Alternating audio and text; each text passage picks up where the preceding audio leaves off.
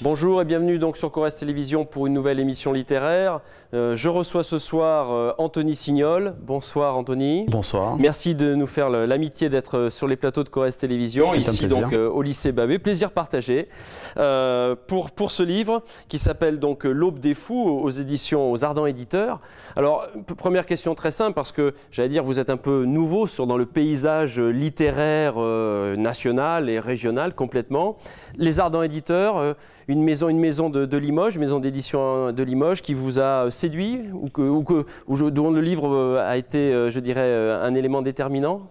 Les Ardents, c'est d'abord des chouchouteurs, y compris Jean-Marc Ferrer, avant tout, le directeur éditorial, qui est quelqu'un qui est humainement fabuleux, qui est un humaniste que j'apprécie énormément et qui donc m'a fait confiance sur ce manuscrit. Et il a voulu qu'on travaille ensemble parce que lorsqu'il m'a convoqué, il m'a expliqué que depuis 4 ans, c'était pas arrivé depuis 4 ou 5 ans, il avait eu 100% d'approbation du comité de lecture. Donc ça m'a fait un immense plaisir, forcément.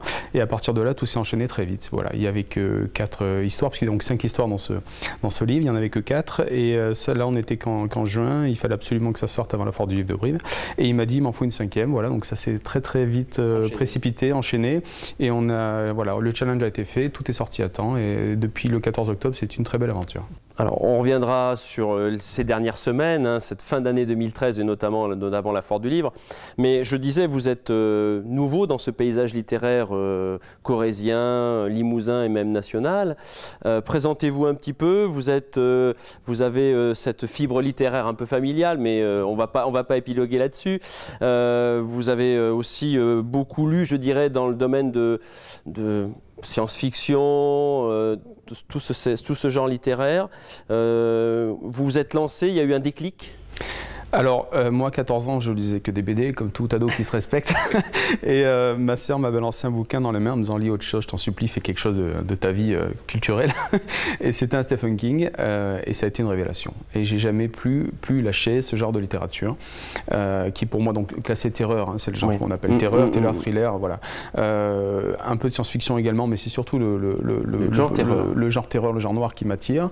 Et ça a été donc une grande révélation. J'ai lu tout ce qu'avait fait ce grand monsieur, qui est donc mon grand maître. On m'appelle depuis quelques semaines dans certains articles le Stephen King limousin ou corrézien selon, donc ça c'était également un très grand honneur qu'on a pu me faire, donc c'est un vrai plaisir parce que comme vous dites, rentrer par la petite porte dans ce monde-là, c'est vraiment une très belle aventure.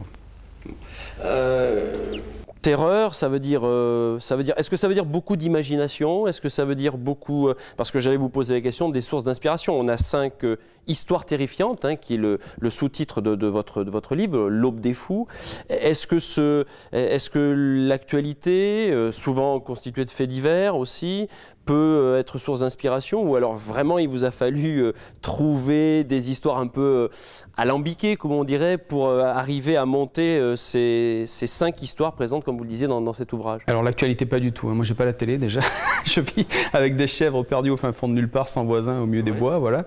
Donc c'est pas du tout ma source d'inspiration. En revanche, c'est ce que je vous disais tout à l'heure, c'est surtout tout ce que j'ai pu lire durant mon adolescence qui a forgé cet attrait pour le goût de la noirceur, de cette limite infime entre donc la réalité et le cauchemar. Et je n'ai fait que reproduire, je pense, à ma façon, bien sûr, avec une petite touche comme perso, tout ce que j'ai pu lire. Et les idées me viennent non plus simplement d'une masturbation intellectuelle incessante et nocturne, souvent, parce que j'écris que la nuit. La journée, je suis pas mal occupé. Et puis, il y a peut-être aussi ma profession qui fait ça. Je suis sapeur-pompier professionnel, donc on voit un petit peu aussi des choses parfois un peu surprenantes. Tout à fait, voilà. Et quand il m'arrive de chercher malheureusement des corps ou voilà, dans des lieux un peu improbables le soir, et voilà, on voit un peu de misère, on voit un peu tout, puis on voit des choses, et c'est vrai que je dois aussi puiser inconsciemment là-dedans, je suppose, et prenez tout ça, mélangez, et puis... Et ça fait des histoires terrifiantes. Alors, inspiration locale, vous dites un peu, parce que même si elles sont terrifiantes et parfois un peu improbables, on peut être à Limoges, on peut être au lac du Causse, on peut être sur une route du côté d'un Marcillac qui peut être un Marcillac-la-Croisille comme un Marcillac-la-Croze. on est dans le terroir quand même un peu, enfin tout du moins géographiquement on va dire. Oui, ça c'était quand même une volonté commune des Ardents éditeurs et de moi-même. Aux Ardents on aime bien tout ce qui est local, que ce soit chez l'auteur ou que ce soit dans les histoires elles-mêmes. Voilà. Donc autant que faire se peut, on a situé les histoires ici. Voilà. Moi je suis assez chauvin, j'aime bien notre beau pays et c'est vrai que voilà, ça parle bien aux gens aussi. J'aime bien situer les histoires ici parce que comme c'est des histoires qui peuvent arriver à n'importe qui et n'importe où, pourquoi pas ici tout simplement. Et puis notre région très rurale s'y prête bien, je trouve, à ce genre d'histoire un petit peu, à ces contes un petit peu, oui. Est-ce qu'on peut effectivement dire qu'il peut y avoir des héritages, des contes et légendes limousins, corréziens parfois, parce que un personnage qui apparaît au bord d'une route en pleine nuit comme ça, dont on ne sait pas s'il est réel, virtuel, on l'enterre, il réapparaît. Bon, je ne vais pas dévoiler toute cette deuxième histoire, c'est presque fait, mais il y a quand même un peu d'héritage des contes et légendes, parce qu'il y a des similitudes. Voilà, pour cela, c'est que je me suis inspiré, bien sûr, de la fameuse histoire de la Dame Blanche, dont on a entendu tous 1000 versions, c'est la base. Hein. Après, je voulais un peu revisiter, bien sûr. Non, après, c'est plus, voilà, cette femme coincée, si on peut en parler 30 secondes, cette femme coincée dans cet ascenseur, qui se rend compte qu'elle n'est peut-être pas coincée là pour rien, et dont la peur commence à grandir dès lors qu'elle s'aperçoit qu'un psychopathe s'adresse à elle. Cette fameuse apparition au bord de la route, cet accident de 6 jeunes débordant d'hormones au bord du Causse avec la catastrophe qui va s'en suivre, et puis cette scientifique enlevée par l'armée en pleine nuit dont on n'explique absolument rien, on l'enferme malgré elle dans un souterrain avec des centaines puis des milliers d'autres personnes sans lui dire quoi que ce soit. Toutes ces histoires-là, y compris ce flic à la poursuite donc, de ce psychopathe. Alors on commence par un psychopathe et on finit par un psychopathe aussi, hein, faut le dire. Tout à fait, ouais. Voilà, ce flic qui se rend compte que le tueur en série qui sévit dans la région lui envoie des messages personnels, voilà, tout simplement. Il n'y a que lui qui peut comprendre finalement, voilà, et là le cauchemar commence aussi parce que pourquoi finalement et que lui veut ce type au travers de ses victimes. Ce que j'aime, c'est ce que je reçois beaucoup de messages et ça fait super plaisir de gens qui me disent on s'y croit parce qu'on peut vraiment se projeter dans le personnage parce que c'est des histoires presque banales, hein, enfin qui pourraient malheureusement arriver à tout à chacun, à vous, à moi, demain et ici. En tous les cas, c'est vrai que j'invite les lecteurs à se précipiter vers l'Aube des Fous parce qu'il y a vraiment ce côté prenant. Hein, et j'allais dire, comme nous l'a dit Anthony, on commence fort avec cette histoire d'ascenseur. J'en dirai pas plus parce qu'il va m'en vouloir, mais en tous les cas, ça commence très très fort et ça finit aussi très très fort. Alors je reviens vers vous, Anthony. Justement, vous avez connu le grand bain de la Foire du Livre. C'était donc la 32e édition de cette Foire du Livre. J'ai cru comprendre que vous aviez été très bien accueilli par le lectorat. Racontez-nous un petit peu quelle a été cette première expérience, parce que j'imagine un succès, mais on le vit comment quand on est là avec tous ces dizaines de milliers de personnes qui viennent sur la foire durant 3 jours? Alors quand on s'appelle Anthony Signol et qu'on n'est absolument personne, et qu'on est un tout petit qui arrive, un inconnu dans le milieu, c'est un rêve. C'est un rêve de gosse qui se réalise. J'y allais chaque année, bien sûr, en tant qu'amoureux de la lecture, parce que je dévore des bouquins comme il se doit, en tout cas comme beaucoup d'auteurs. Et c'est vrai que d'être de l'autre côté et de parler avec des gens qui viennent vous voir le samedi, qui vous ont acheté votre livre le vendredi en vous disant je l'ai dévoré cette nuit, j'ai pas dormi.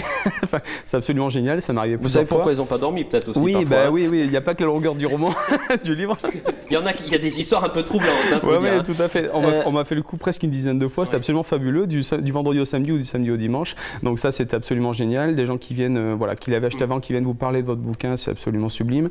Et puis, c'est un rêve de gosse, il n'y a rien à dire. On est là, on est émerveillé et c'est la joie de partager l'amour de la lecture et des histoires. Voilà, et il y a vraiment, parce que j'allais dire, vous êtes un peu le petit nouveau, hein, il y a vraiment cet échange qui existe, la discussion avec le lecteur, et en plus, a fortiori, quand il l'a lu, là, sous 24 heures. Oui, alors avec ma toute petite expérience, j'ai juste fait 2 ou 3 salons, j'espère qu'il y en aura d'autres, notamment la prochaine foire de Brive avec le 2e.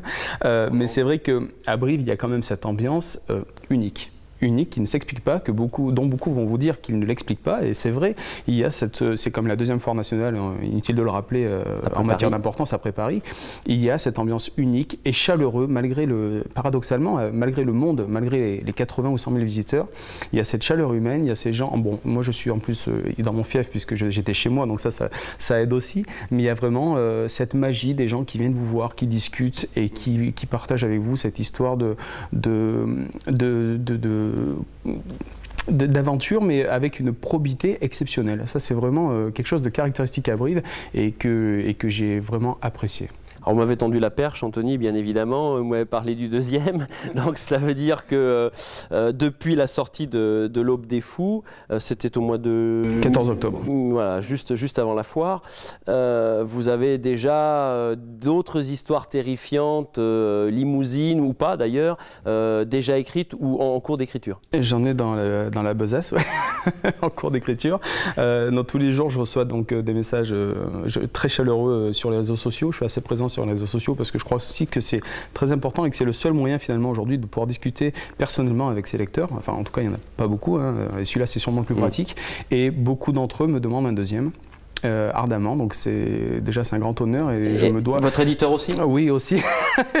lui beaucoup plus ardemment, si je peux me permettre ce jeu de mots. Voilà, tout à fait. Et c'est vrai que non, on ne peut pas refuser un tel honneur, c'est une telle demande, je veux dire, c'est vraiment, je vais le faire avec plaisir. Et vous en sentez, je dirais, l'imaginaire, la puissance, parce que je pense que ça doit être quand même un petit peu aussi, un peu épuisant quand même d'aller chercher ces histoires, les fagoter, si vous me permettez l'expression, c'est quand même, ça demande certainement une certaine énergie. Ce qui est difficile avec la nouvelle, j'avais un ou deux romans derrière qui ne sont pas parus, que j'ai trouvé, voilà, bref, on va passer le sujet, mais j'ai aussi goûté au roman, et c'est vrai que la nouvelle est très difficile parce qu'il faut rentrer très vite dans l'histoire et il faut en sortir très vite, et tout en accrochant le lecteur. Il faut être efficace. Faut être efficace. J'espère que le pari a été gagné, mais c'est vrai que il faut les fagoter, comme vous dites, de telle sorte que ça aille très vite, mais tout. Le début, accrocher le lecteur, et la fin. Et en ce qui concerne les fins, c'est un petit peu le point commun de toutes ces histoires. Moi, j'aime beaucoup ces fins chocs, un peu à la Shyamalan, pour faire des références cinématographiques, ou ces films comme Sixième Sens, comme Incassable, ou d'autres, comme Usual Suspects. On a tous vu ces films dont la fin est choc et brutale et à laquelle on ne s'attend pas. Et j'ai essayé de faire ça dans au moins 4 des 5 nouvelles. La première, c'était un peu plus compliqué, et apparemment ça aussi, ça plaît beaucoup. Donc je vais essayer d'en faire ma marque de fabrique. Et pour répondre précisément à votre question, oui, les 4 ou 5 sont déjà, en tout cas, elles sont là, donc ça va. Est-ce qu'on peut au moins donner le titre des 5 qui composent déjà le premier ouvrage? Oui, bien sûr. Donc l'ascenseur, c'est 8e étage. Voilà, 8e étage, Rendez-vous nocturne, juste un dernier, Zone 7, celle-ci je vous la recommande, et enfin Le Sculpteur, donc 5e et dernière nouvelle. Merci Anthony, bon courage pour la suite. Merci à vous. Donc, et puis alors on se dit rendez-vous à la Foire du Livre 2014, par exemple. J'espère. Merci beaucoup d'être venu sur le plateau de Corrèze Télévision. Merci Patrick. Au revoir. Au revoir.